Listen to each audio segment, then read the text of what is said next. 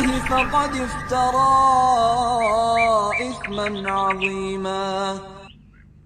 وبركاته.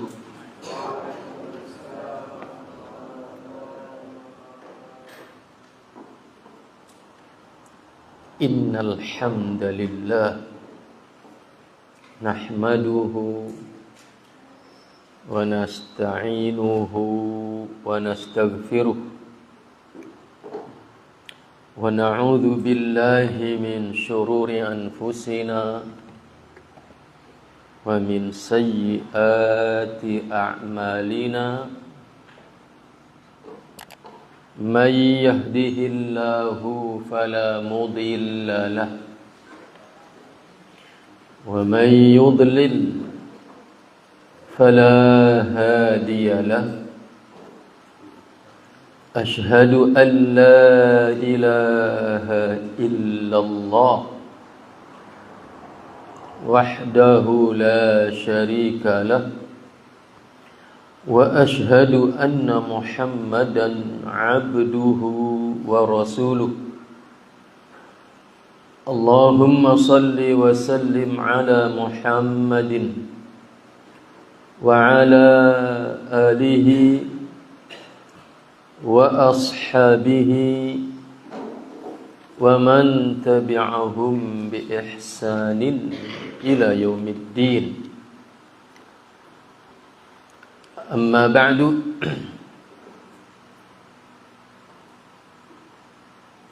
فإن أصدق الحديث كتاب الله وخير الهدي هدي محمد صلى الله عليه وسلم وشر الأمور محدثاتها وكل محدثة بدعة وكل بدعة ضلالة وكل ضلالة في النار. Saudara-saudaraku, para bapak, para ibu, hadirin hadirat, ikhwatal iman, wabil khusus anak-anakku para santri, ikhwan dan akhwat, hadani Allah wa iyyakum. Alhamdulillah, kita panjatkan puji syukur kehadirat Allah Subhanahu wa taala atas segala nikmat yang telah Allah karuniakan kepada kita semua. Selanjutnya, salawat dan salam kita mohonkan kepada Allah Subhanahu wa taala agar senantiasa dilimpahkan dan dicurahkan kepada junjungan kita Rasulullah Nabi Muhammad sallallahu alaihi wasallam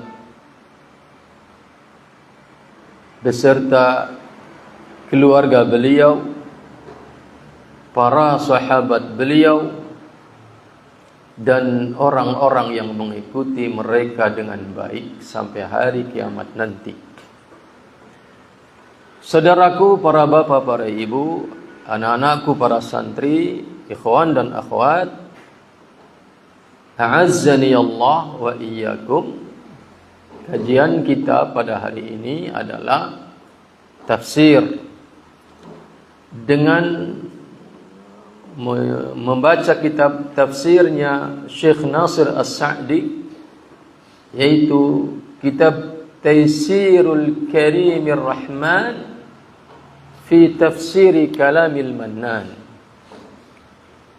Semoga dengan kita membacakan tafsir Al-Quran ini, kita digolongkan sebagai ahlul Quran, tidak digolongkan sebagai orang yang mencampakkan Al-Quran. Kenapa harapan ini perlu dimunculkan? Karena saudaraku ikhwatal iman, hadani Allah wa iyyakum,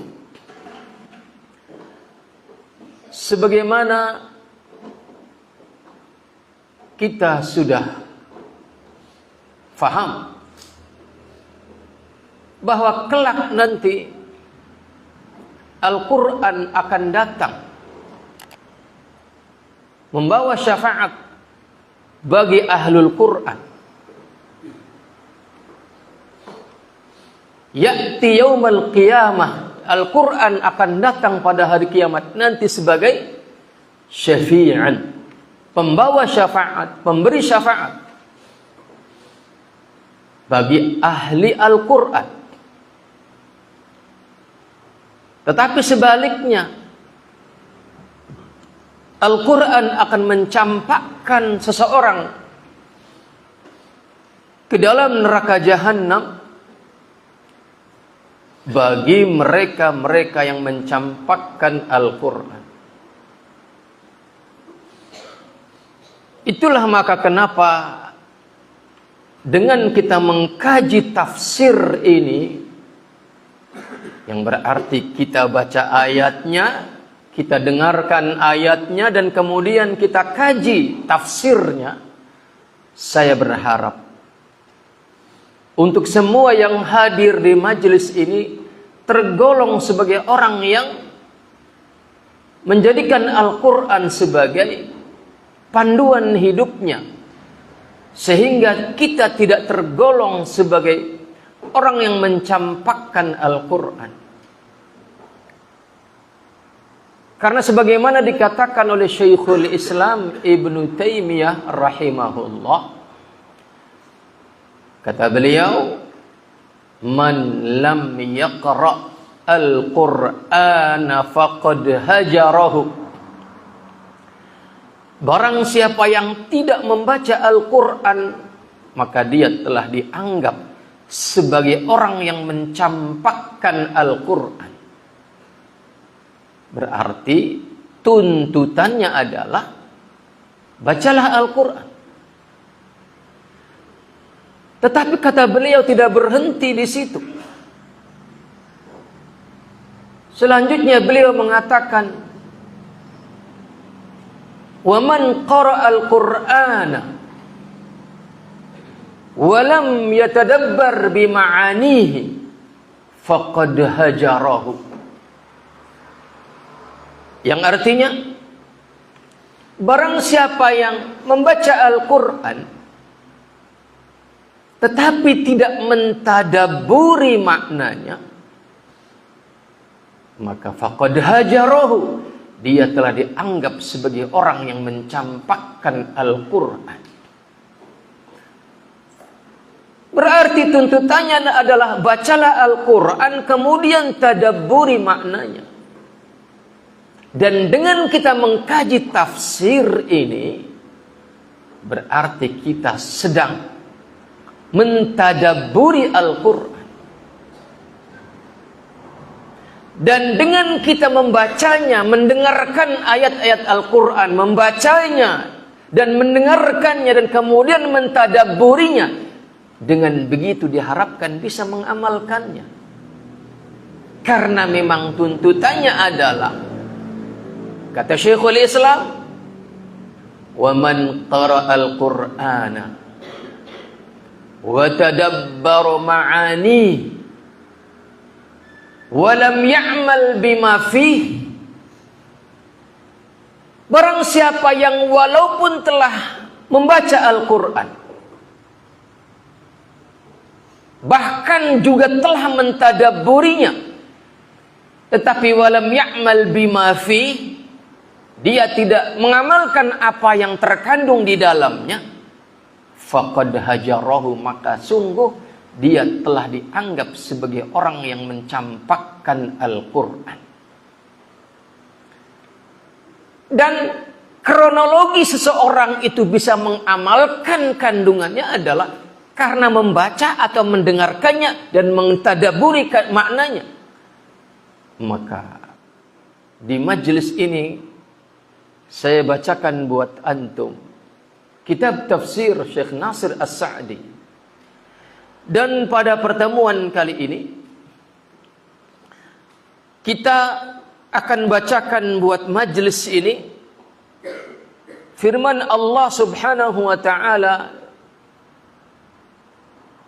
dari Al-Baqarah ayat 21 sampai 22. Di mana ayat ini berbunyi ya ayyuhan nas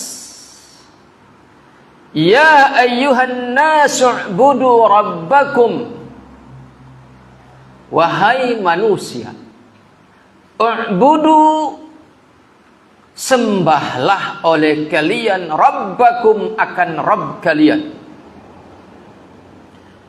alladzi khalaqakum walladzina min qablikum, yaitu zat yang telah menciptakan kalian dan telah menciptakan orang-orang sebelum kalian, la'allakum tattaqun, agar kalian menjadi orang-orang yang bertakwa.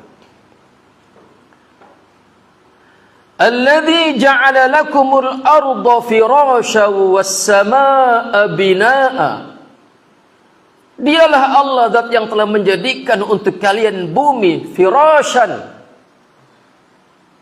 sebagai terhamparkan untuk kalian, sehingga mudah ditempati, sehingga mudah dikelola. Was-samaa'a binaa'a, dan dialah Allah zat yang telah menjadikan langit sebagai binaa'a, yang tinggi menjulang. Wa anzala minas samaa'i ma'an, dan dialah yang telah menurunkan dari langit air hujan. Fa akhraja bihi minas samarat, yang dengannya Allah munculkan, Allah tumbuhkan buah-buahan yang beragam, rizqan, sebagai rizki, lakum, bagi kalian. Fala taj'alu lillahi andadan, maka janganlah kalian menjadikan untuk Allah sebagai tandingan-tandingan. Wa antum ta'lamun, sedangkan kalian mengetahuinya. Inilah ayat Al-Quran surat Al-Baqarah ayat 21 sampai 22 yang tafsirnya akan saya bacakan buat antum semua di majelis ini, insya Allah. Saudaraku ikhwatal iman, hadani Allah wa iyyakum. Ayat ini dimulai dengan seruan dan panggilan, ya ayyuhan nas, bukan ya ayyuhalladzina amanu, tetapi dimulai dengan ya ayyuhan nas, wahai manusia. Saudaraku ikhwatal iman, hadani Allah wa iyyakum. Al-Imam Al-Qurtubi rahimahullah di dalam kitab tafsirnya, beliau mengutip perkataan Al-Imam Alqamah dan Al-Imam Mujahid, ulama besar ahli tafsir dari kalangan tabi'in. Al-Imam Mujahid murid langsung daripada Al-Imam Ibnu Abbas radhiyallahu anhu.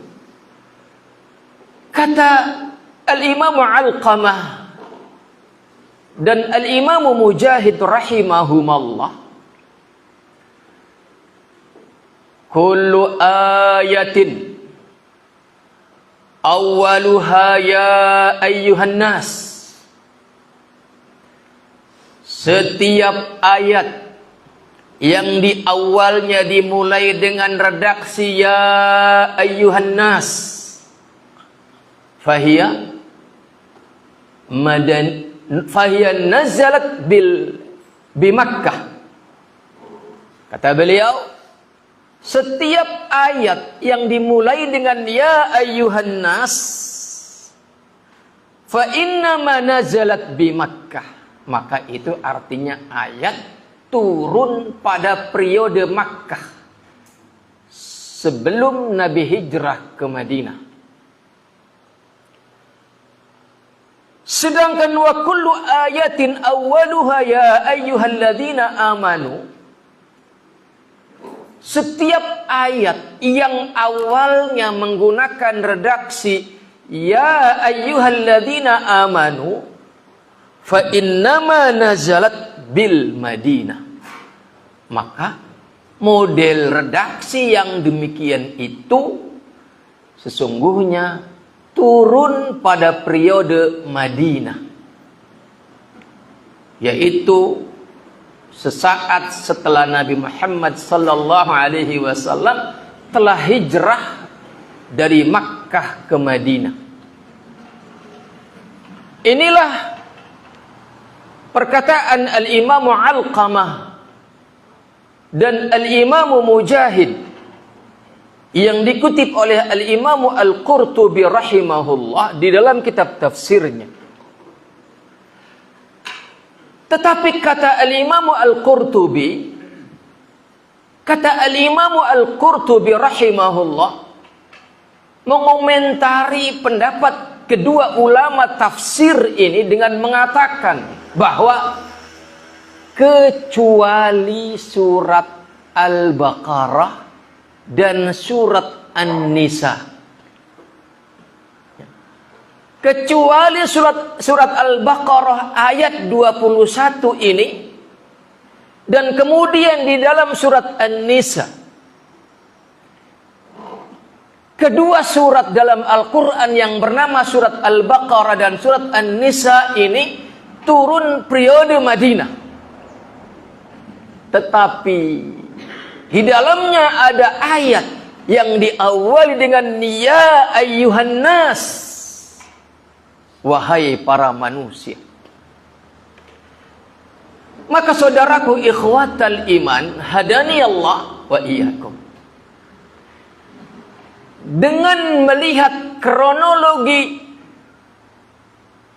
masa turunnya kedua surat ini,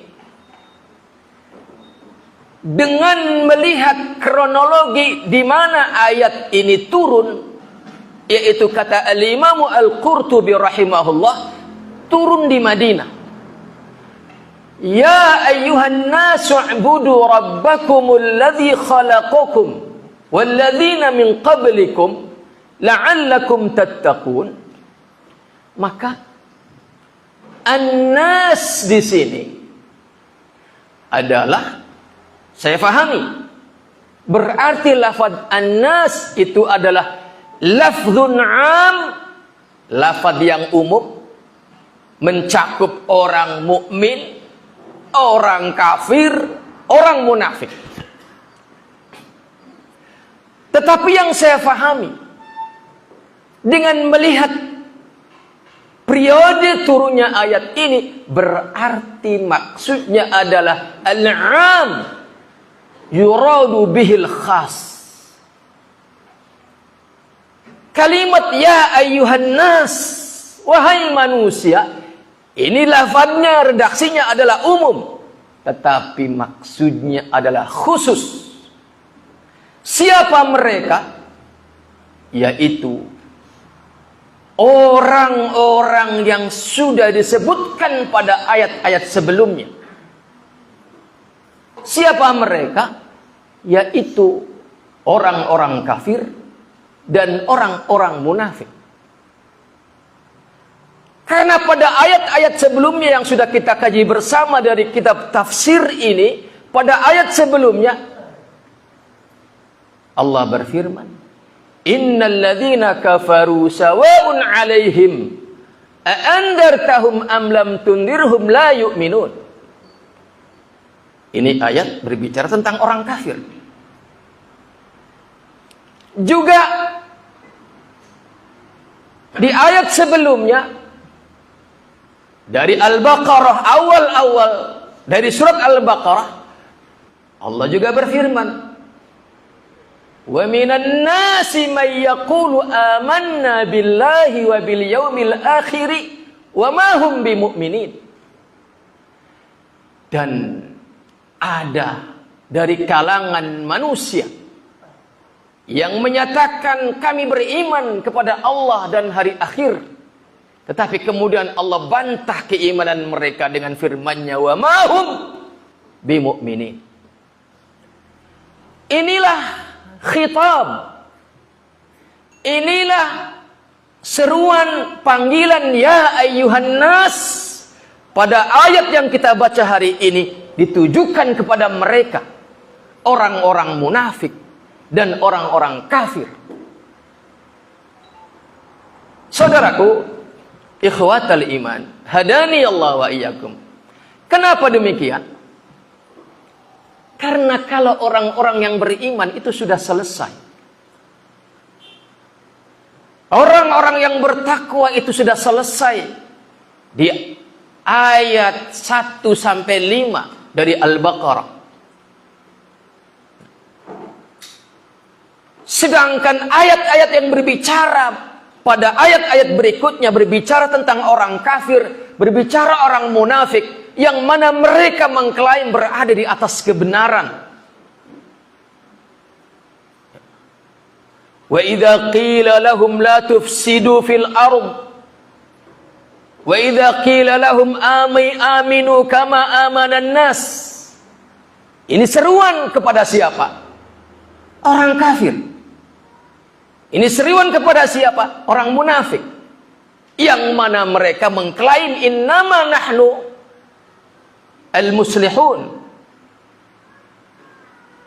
Dan mereka mengklaim bahwasannya ketika diseru agar beriman, mereka mengatakan apakah kita harus beriman seperti mereka-mereka orang yang dungu? Maka artinya saudaraku ikhwatal iman, hadani Allah wa iyyakum.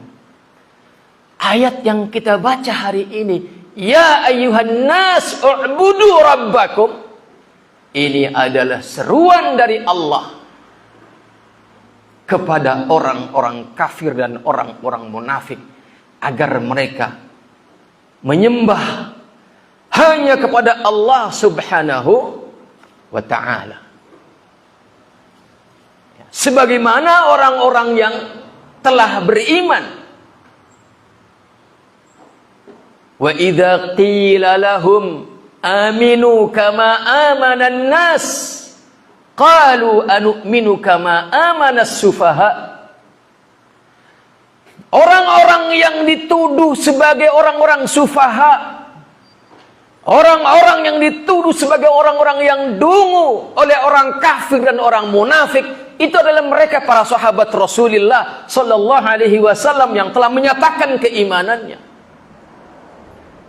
Maka saya melihat bahwa ayat yang kita baca hari ini, khitabnya, sasaran tembak, lawan bicaranya adalah, maksudnya adalah orang-orang kafir dan orang-orang munafik.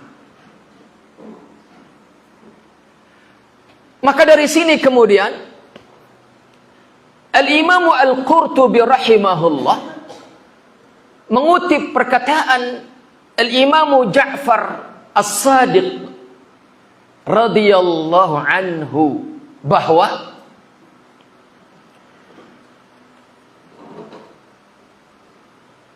taklif atau pembebanan berupa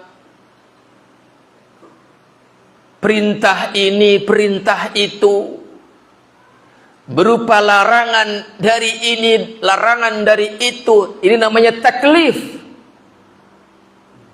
Maka taklif itu tidak hanya dibebankan kepada orang-orang mukmin, tetapi secara asal adalah taklifat itu adalah Allah bebankan kepada seluruh manusia yang telah baligh dan berakal waras. Maka disitulah kemudian mana yang kalian pilih? Maka ada ayat yang mengatakan, "Faman syaa'a falyu'min wa man syaa'a falyakfur." Ketika Allah sudah menetapkan taklifat, pembebanan berupa perintah dan larangan ini, maka silahkan yang mau iman ya silahkan, yang mau kafir ya silahkan. Artinya, sesungguhnya agama ini datang adalah untuk semua manusia. Artinya, seluruh syariat ini diturunkan oleh Allah adalah untuk semua manusia. Makanya, ketika orang-orang kafir yang dijebloskan ke dalam neraka sakar, ketika ditanyakan kepada mereka, "Ma salakakum fi sakar?" Apa yang menjebloskan kalian? Apa sebabnya yang menjebloskan kalian ke dalam neraka sakar ini? Qalu lam naku minal musallin. Mereka mengatakan karena kami tidak pernah sholat. Salat adalah min taklifat. Salat adalah salah satu atau bahkan induk daripada taklifat yang Allah bebankan kepada manusia, bahkan termasuk orang-orang kafir sekalipun. Sehingga di antara sebab kenapa orang-orang kafir dijebloskan ke dalam neraka jahanam, apa jawab mereka? Lam naku minal musallin. Lantaran kami tidak pernah sholat. Maka ikhwatal iman, hadani Allah wa iyyakum. Bersyukurlah kita sebagai orang yang beriman. Bersyukurlah kita kepada Allah karena kita telah memilih iman. Dan ini yang akan dihisab oleh Allah. Apa yang kita pilih? Saudaraku ikhwatal iman, hadani Allah wa iyyakum. Maka ya ayyuhan nas, an-nas di sini adalah lebih spesifik adalah orang-orang kafir dan orang-orang munafik. Karena ayat ini adalah rentetan. Ya, ayat ini ya ayyuhan nas u'budu, ayat ini adalah rentetan dari ayat-ayat sebelumnya yang berbicara tentang klaim-klaim orang kafir, klaim-klaim orang munafik tentang diri mereka. Saudaraku, ikhwatal iman, hadani Allah wa iyyakum. Maka saking rendahnya nilai orang-orang kafir di mata Allah, saking rendahnya nilai orang-orang munafik di mata Allah, Allah tidak memanggil dengan ya ayyuhal munafiqun, tidak memanggil dengan ya ayyuhal kafirun di dalam ayat ini. Tetapi Allah memanggilnya dengan ya ayyuhan nas u'budu rabbakum. Dan kita sebagai orang-orang yang telah diberi kemudahan oleh Allah dengan taufiknya untuk memilih iman, maka jangan biarkan kesempatan mulia ini kita abaikan. Jangan kita sia-siakan kebaikan yang bernama taufik dari Allah sehingga kita memilih iman, bukan memilih kekafiran. Saudaraku ikhwatal iman, hadani Allah wa iyyakum. Di sini mereka para manusia disuruh untuk apa? U'budu rabbakum. Beribadahlah kepada Rabb kalian, yaitu Allah Subhanahu wa taala. Maka seruan ini secara spesifik ditujukan kepada orang-orang kafir dan orang-orang munafik yang telah membangkang dari jalan ibadah kepada Allah. Tetapi kandungan seruannya juga ini menjadi apa? Penguat seruan kepada kita orang-orang yang beriman. Kalau orang kafir saja, kalau orang munafik saja dikenai taklifat berupa ibadah kepada Allah Subhanahu wa taala, apalagi kita yang telah menyatakan dan telah memproklamirkan keimanan kita kepada Allah Subhanahu wa taala. Maka ikhwatal iman, hadani Allah wa iyyakum. Bagaimana ibadah? Bagaimana ibadah kita? Maka para ulama menjelaskan sebagaimana dikatakan oleh para ulama ahli tafsir bahwasannya ketika disebutkan kalimat beribadahlah kepada Allah, salah satunya dalam ayat ini, ya ayyuhan nasu'budu, maka yang secara otomatis muncul dari redaksi ibadah kepada Allah itu ada dua perkara yang saling melazimkan, ada dua makna yang saling melazimkan. Yang pertama adalah beribadahlah kepada Rabb kalian dengan jenis ibadah yang telah disyariatkan, jenisnya. Dan yang kedua yang muncul dari makna ibadah itu adalah sifatul ibadah, sifat ibadahnya. Jadi dalam rangka mengaplikasikan ya ayyuhan nasu'budu rabbakum, atau dalam rangka mengaplikasikan firman Allah wa ma khalaqtul jinna wal insa illa liya'budun, dan tidaklah aku ciptakan jin dan manusia kecuali agar mereka beribadah kepadaku. Maka aplikasi bagaimana ibadah kepada Allah itu adalah perhatikan dua hal ini. Yang pertama jenisnya, dan yang kedua sifatnya. Apabila hilang salah satu dari keduanya, maka hilanglah nilai ibadah itu. Saudaraku ikhwatal iman, hadani Allah wa iyyakum. Adapun yang dimaksud dengan jenis ibadah, maka sebagaimana dijelaskan oleh Syekhul Islam Ibnu Taimiyah rahimahullah, jenis ibadah itu adalah apa? Ismun jami'un likulli ma yuhibbuhu Allah wa yardah. Jenis ibadah itu adalah segala apa yang dicintai dan diridhoi oleh Allah Subhanahu wa taala min fi'li awamirihi, baik berupa menjalankan perintah-perintahnya, wajtinabi nawahi, maupun dalam bentuk menjauhi larangan-larangannya,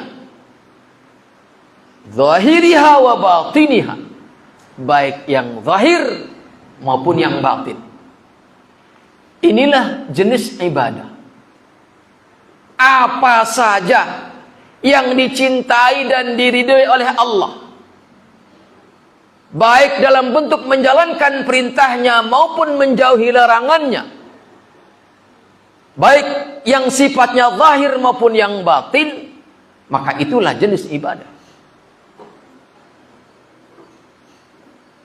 Dan saudaraku ikhwatal iman, hadani Allah wa iyyakum,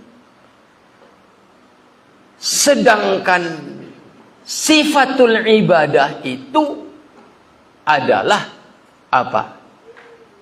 At-tadhallul lillahi azza wa jalla fi dzalika kullih.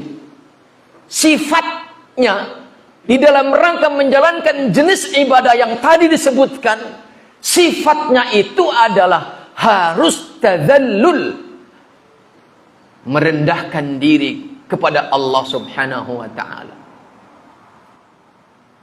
Maka barang siapa yang menjalankan ibadah jenis-jenisnya sesuai dengan syariat, tetapi tidak ada tadzallul di dalamnya, maka ini adalah ibadah yang rusak atau ibadah yang kurang sempurna paling tidak.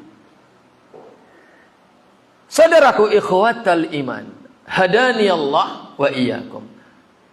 Maka para ulama menjelaskan bahwa wala takunul ibadatu ibadatan illa bima syara'ahu Allah wa rasuluh. Tidaklah ibadah itu dikatakan ibadah kecuali apabila telah disyariatkan oleh Allah dan Rasulnya sallallahu alaihi wasallam. Inilah jenis ibadah, harus bima syara', harus dengan apa yang telah disyariatkan oleh Allah wa Rasul dan Allah dan Rasulnya.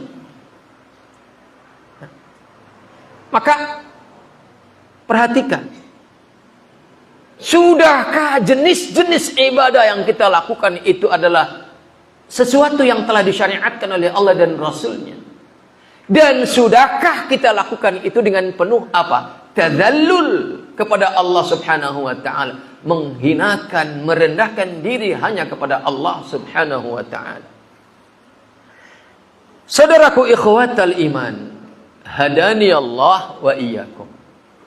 Maka agar amalan yang kita lakukan itu adalah yang kita klaim sebagai ibadah, yang kita klaim sebagai ibadah kepada Allah Subhanahu wa taala, maka perhatikan dua sifat tadi, dua hal tadi, yaitu jenisnya harus sesuai dengan petunjuk yang telah Allah turunkan kepada Rasulnya dan sudah difahamkan kepada para sahabatnya, dan kemudian laksanakan itu dengan penuh tadzallul.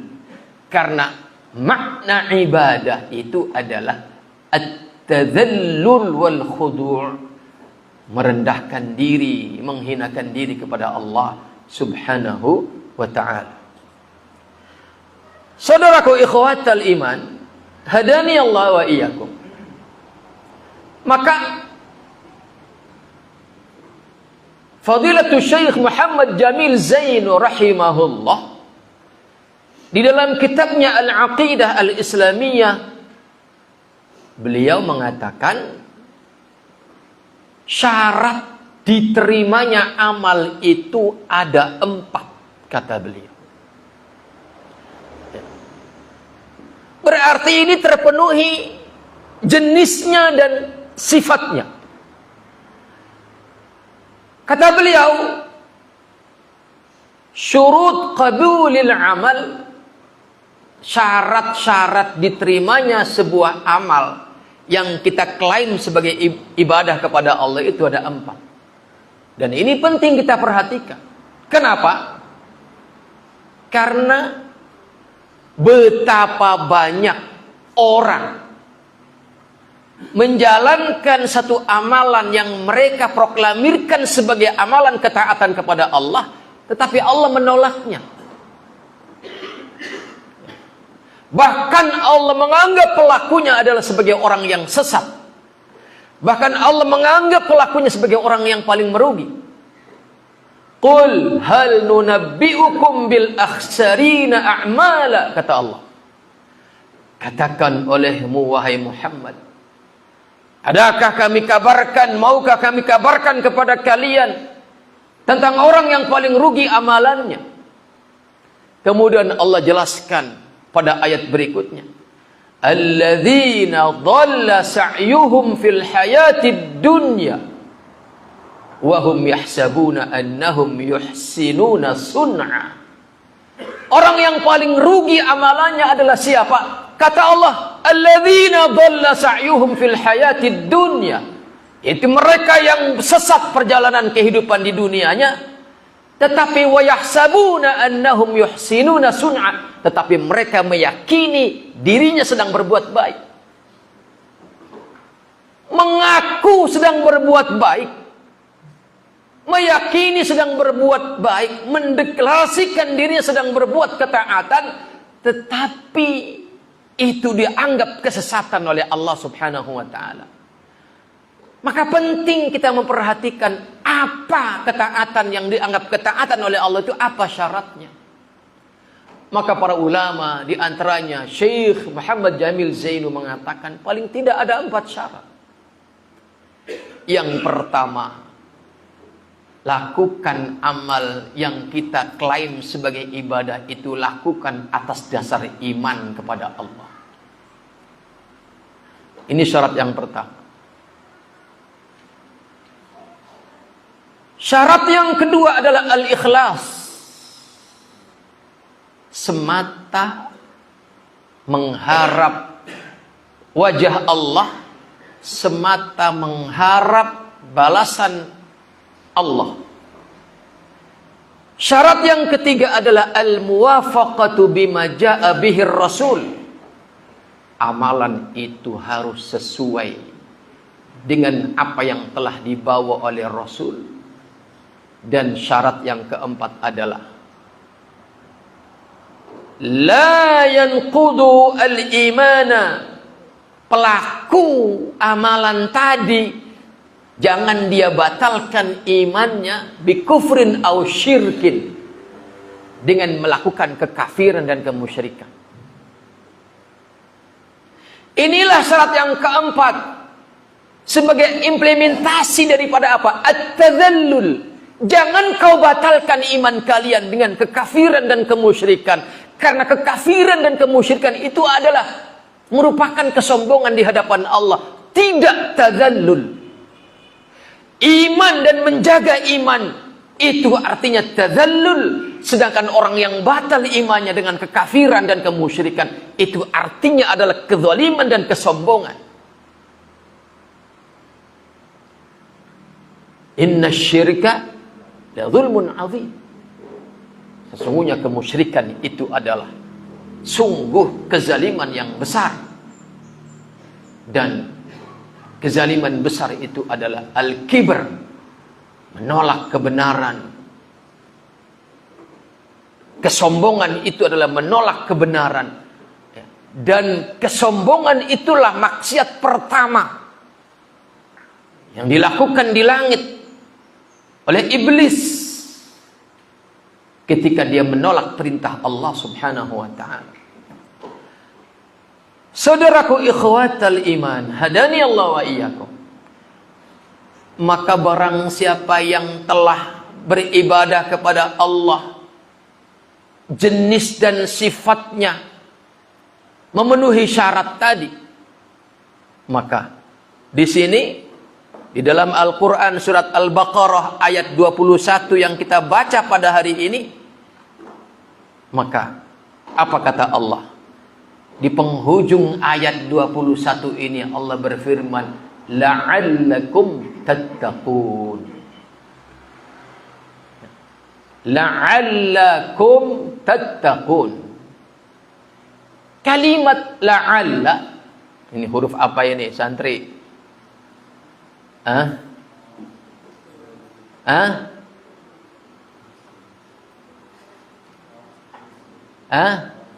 Nawasib, ya.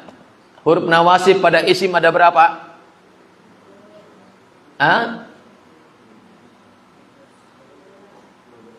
Ada? Huruf nawasib pada isim. Asbun.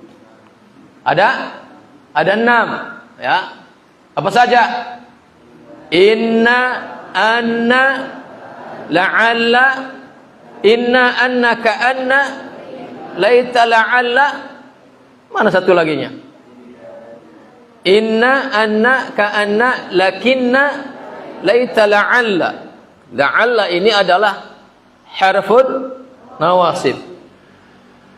Makna inna wa anna li taukid wa ka'anna li tasbih. Terus walakinna lil istidraki. Terus laita litamanni wa la'alla litaraji.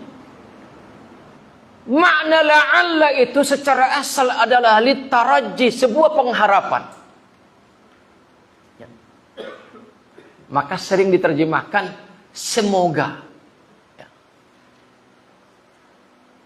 Tetapi kata Imamun Nuhat, kata imamnya para ahli nahwu, yaitu Al-Imamu Sibawayh rahimahullah, yang perkataannya dinukil oleh Al-Imamu Al-Baghawi rahimahullah di dalam kitab tafsirnya, bahwa la'alla itu adalah betul harfut taraji, maknanya litaraji, pengharapan. Berarti kalau pengharapan itu apa? Bisa iya, bisa tidak. Tetapi kata beliau, apabila la'alla dan asa itu dari Allah datangnya, maka itu maknanya adalah wajib, pasti terjadinya.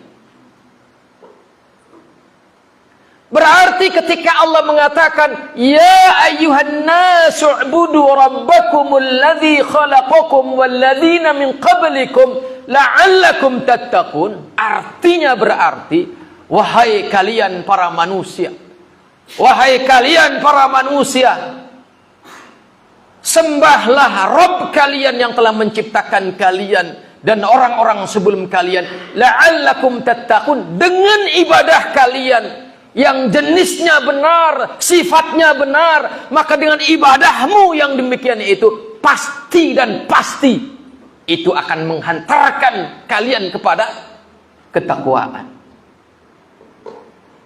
Maka jalan menuju ketakwaan itu adalah dengan istiqamah di atas ibadah kepada Allah Subhanahu wa taala, jinsan wa sifatan, jenis dan sifatnya yang benar sesuai dengan syariat Allah Subhanahu wa ta'ala.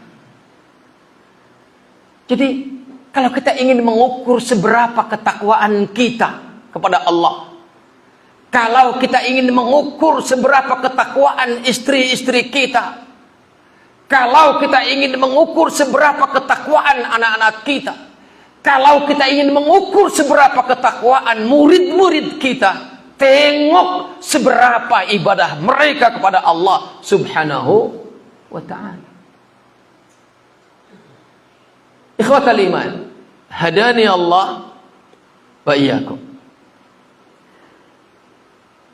Kalimat la'allakum tattaqun, maka artinya berarti dengan beribadah kepada Allah Subhanahu wa ta'ala yang jenisnya benar, sifatnya benar, itu la'allakum tattaqun pasti menghantarkan kalian kepada dua hal sekaligus, yang keduanya saling melazimkan. Makna firman Allah la'allakum tattaqun artinya dengan ibadah yang benar secara jenis dan sifat, ibadah kepada Allah benar jenisnya, benar sifatnya, maka la'allakum tattaqun pasti akan menghantarkan kalian kepada dua perkara yang muncul dari redaksi la'allakum tattaqun ini. Yang pertama apa? Yaitu menjadikan kalian sebagai orang yang berada pada level muttaqin.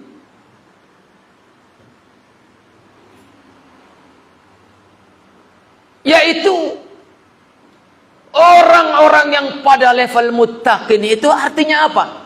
Yaitu orang yang istiqamah menjalankan perintah Allah dan menjauhi larangan Allah Subhanahu wa ta'ala.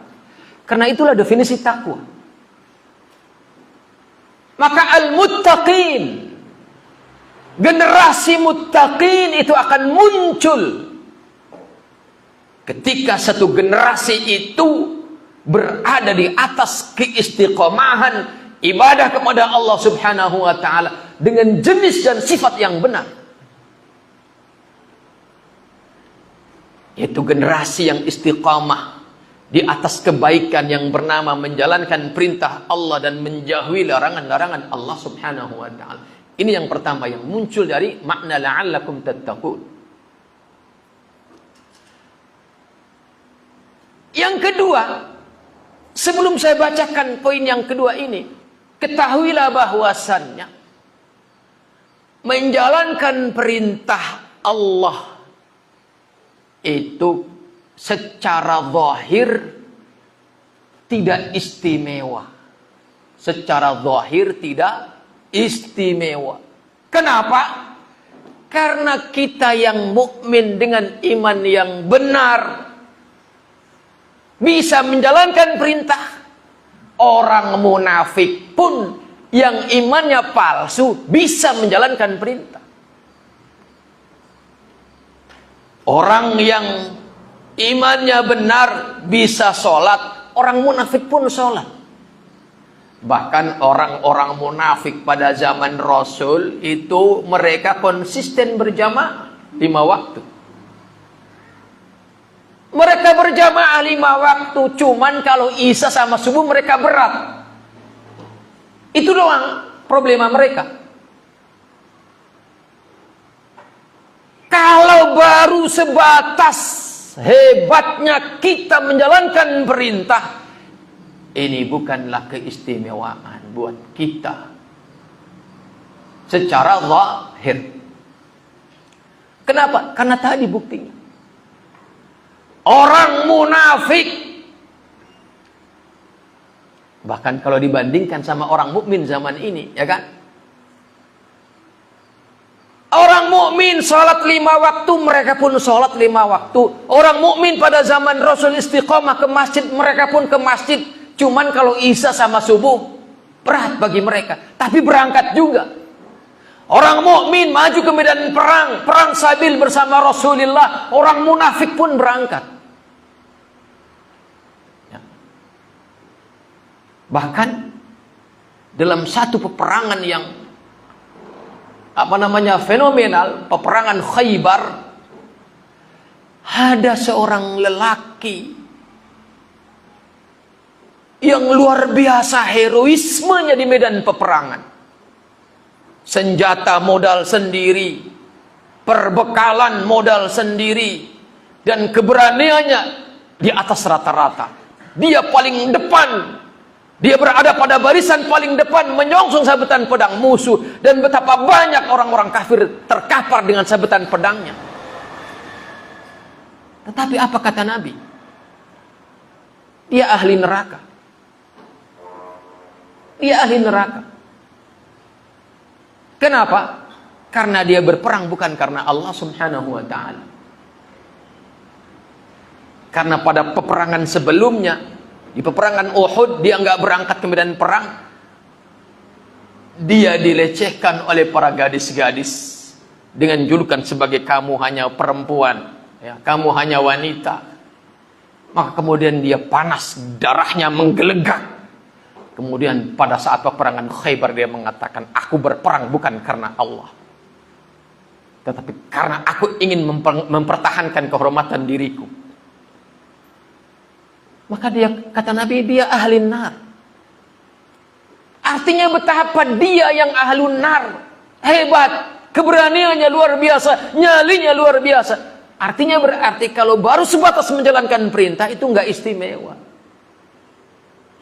Kenapa? Karena tadi yang namanya perintah itu semua orang bisa menjalankannya, terlepas apa tujuannya. Tetapi wa ammal manahi, adapun larangan-larangan, fala yatrukuha illa siddiqun. Adapun larangan, ya, larangan itu tidak ada yang bisa hebat, tidak ada yang bisa herois meninggalkan larangan, kecuali orang-orang yang siddiqun, imannya benar dan kokoh. Baru istimewa. Maka Nabi mengatakan dalam sabdanya yang mulia, ittaqil maharim takun a'badan nas. Redaksinya seperti itu. Ittaqil maharim, tinggalkan yang haram, tinggalkan yang dilarang, maka dengan begitu takun a'badan nas. Kamu adalah orang yang istimewa, status ibadahnya kepada Allah Subhanahu wa taala. Engkau menjadi orang yang paling menghamba kepada Allah Subhanahu wa taala. Maka berarti laksanakan perintah itu ikhlas karena Allah, dan tinggalkan larangan itu karena itu yang menjadikan kita istimewa di mata Allah Subhanahu wa taala.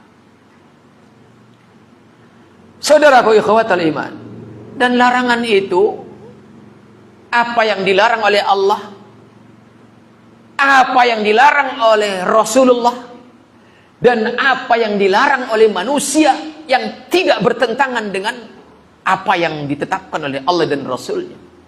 Maka kalian wahai para santri, ketika di pesantren ini ada larangan-larangan, tengok larangan itu, apakah bertentangan dengan Allah dan Rasulnya?